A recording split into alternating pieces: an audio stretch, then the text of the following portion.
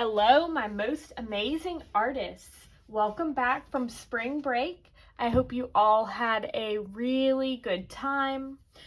Today, I am so excited to be here to bring you another drawing tutorial. So last week, we talked about drawing hands. Drawing our hands for our characters, drawing our own hands. And so this week, we're going to shift gears a little bit and talk about drawing an object that we see all the time that can be a little bit tricky. So this is a coffee mug. I brought a couple of different examples here because I want to talk to you about how to draw objects that are sitting down on a table or a surface and making them look realistic and believable. This is going to help you whenever you are making drawings of still lifes.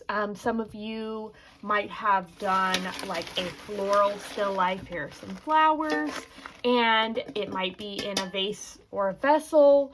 My fifth graders will remember our cacti still life Zentangles that we were working on, and I talked to you about the vessel or the vase that your cactus would be growing in. And we talked about how the bottom does not look flat across like this when you draw it because you're seeing it from a little bit of an angle. So I'm going to give you a little bit more in-depth information about that.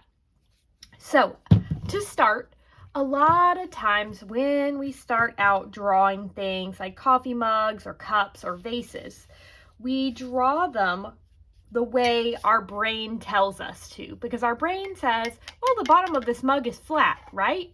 And it is, but we don't always see it from this flat angle, but we draw it knowing that the bottom is flat, and we draw our coffee mug looking something like this maybe. And that's not bad. It looks like a coffee mug. Maybe you see the smoke, the steam coming out, but when you are looking at a coffee mug sitting on a table, a lot of the time you can see into the top, or you can see it at an angle that's more like this. When you see someone holding a coffee mug, you usually don't see it directly from the side where it's this square shape or rectangular shape. You see it looking a little more like this. And if you notice, that bottom edge is curved. So if we want to draw a coffee mug to look more realistic, we need to remember that the coffee mug is actually a round, circular opening shape. It is a cylinder. It's not actually a cube or a square.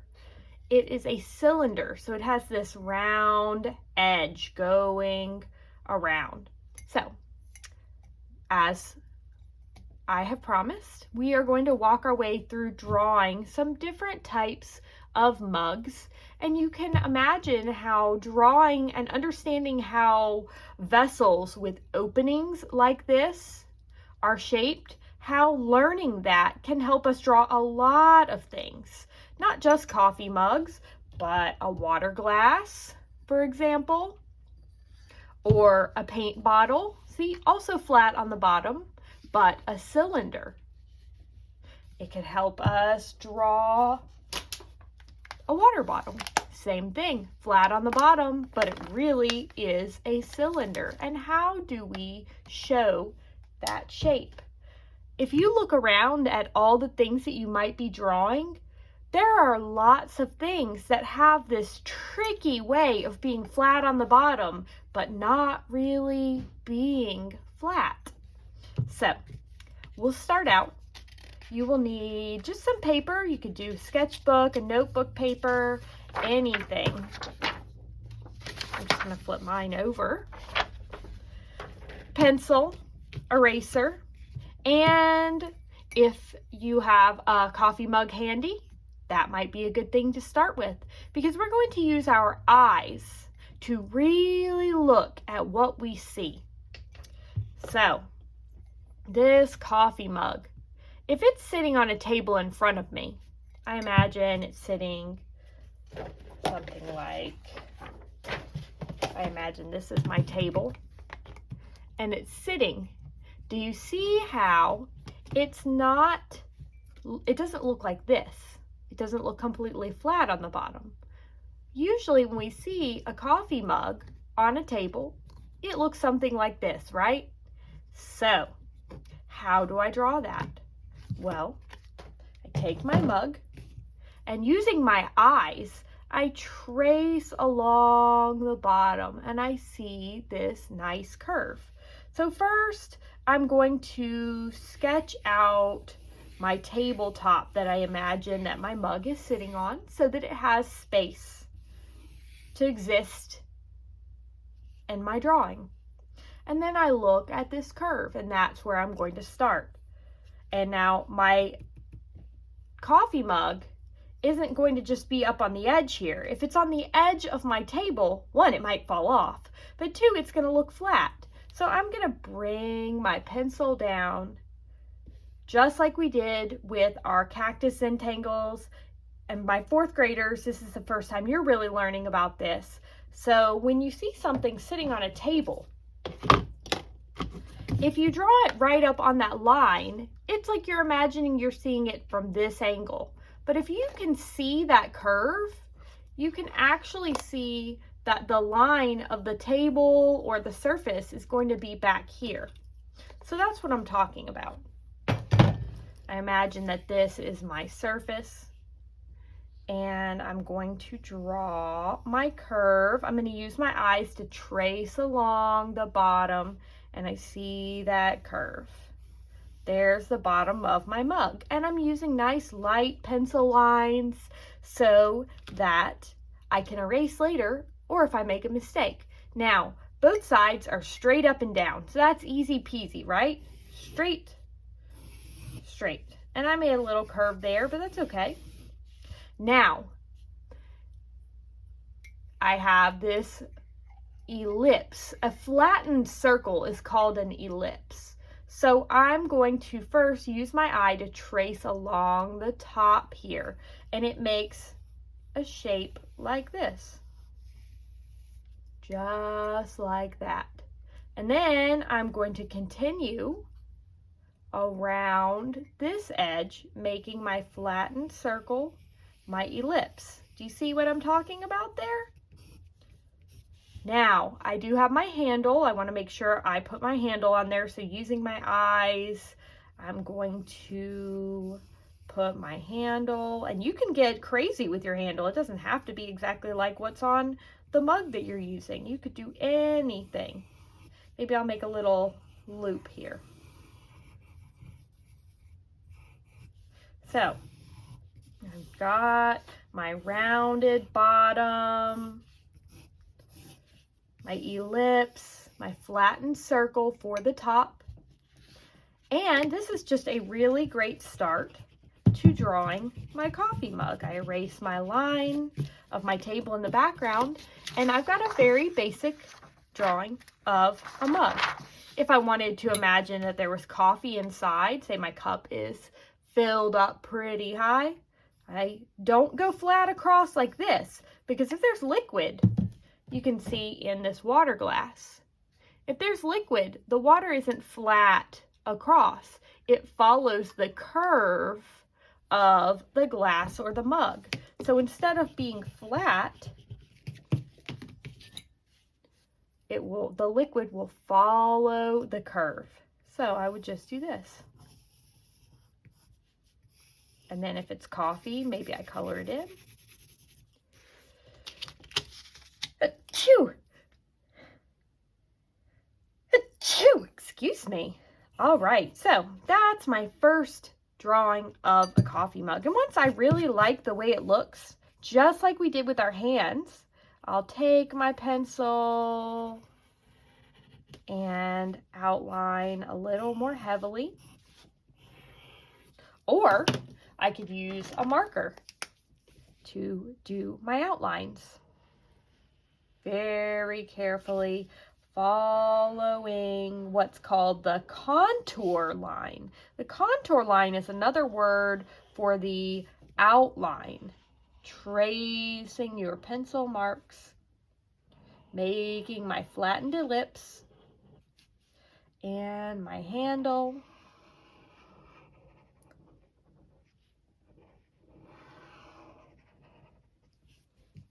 And then I want to have my coffee inside, but I'm just going to use this marker instead of a brown or black.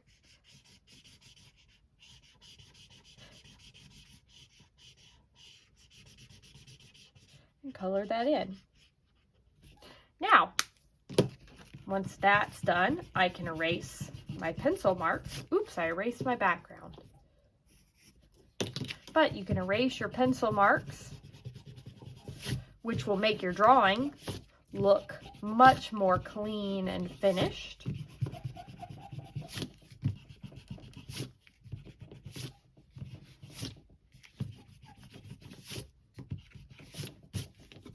And you've got a pretty good coffee mug. Now you may notice that with the light here, we also have some shadows. So I'm going to talk to you next about doing shadows, but we're going to switch it up to a different shaped coffee mug, get a little tricky. So I'll set this aside and I'll get my other sheet of paper. And I'm going to look at this coffee mug. It's shaped differently, has more rounded sides, but the same thing applies. Flat bottom, flat top, but a cylinder shape, circle in the middle. So again, I don't want to draw it with a flat bottom unless I'm drawing it exactly from the side. If you're drawing something exactly from the side, it's perfectly okay to capture that flat bottom shape. But usually we're a little bit above or a little bit below so we can see the curvature of the lip of our mug. So I'm going to use this mug, and then I'm going to talk a little bit about shadow. But first, I'm going to imagine that my mug is sitting on a table. Say it's sitting on a rectangular table here. So here's my table, and I want to draw my mug. So I'm standing a little bit above because I can see the top, and I'm going to look at the bottom of my mug. This one has a little bit of a smaller bottom than the top. So instead of going straight up and down, I'm going to use my eye to trace this side. Tracing the side. And then the other side. Tracing the side. All right. And then I see my ellipse. There's the back edge goes up in a curve. And then this is a flattened circle. There's my flattened circle. And then I'm going to look at my handle. And I kind of like the shape of this handle. So I'm going to try to draw it pretty close to what it looks like in real life. So there's my mug.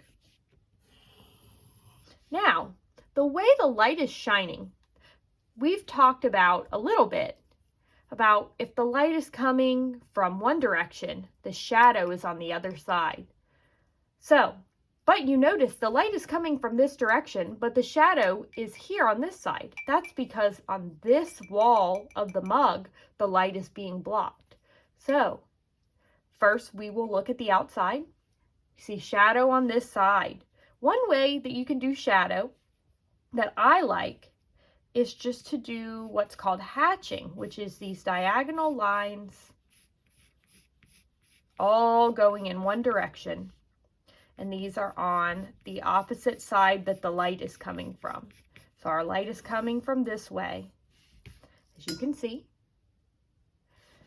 And our shadow is on this side. So that means that our handle is in the shadow.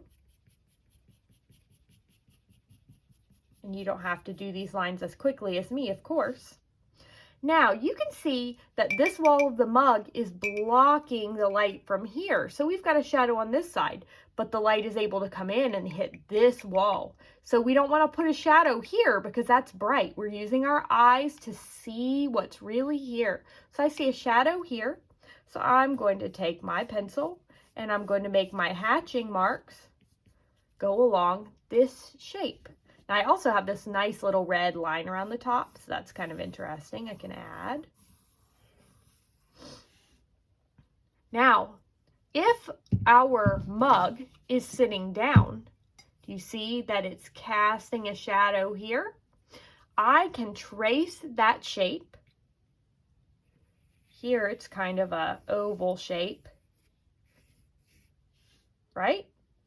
And then I can do the same thing. I can use my diagonal lines, my hatching, to draw the shadow. Now, from here, you're welcome to experiment with using your finger to smudge the shadow. But I think that keeping these nice, clean diagonal lines can be very nice. And just look and see, where is the shadow the darkest? I think it's very dark here, so maybe I'll add a little more here. I think here it's very dark. And the shadow on the tabletop is also the darkest here, closest to being underneath the mug. So now I've done some shadow, and this mug looks much more realistic, right? Now, again, I can use my marker or a pen to outline my mug, remembering to keep my ellipse, my flattened circle, nice and round, following my lines carefully as I trace my pencil drawing. Oops, see, I got off my line, but that's okay. We make mistakes. I'll just carefully fill it in, drawing my handle.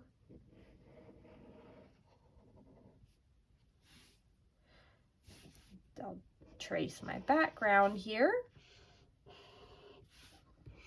And we'll talk about drawing boxes and cubes and things maybe next week. All right, now I want to use my marker to do my shadow. And again, I'll take and do my hatching. Just light, quick marks.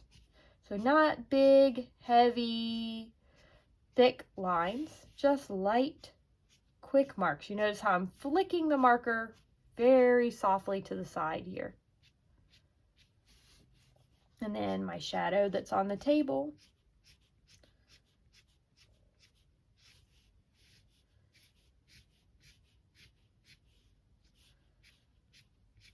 Making it a little darker in the places that I thought it needed it.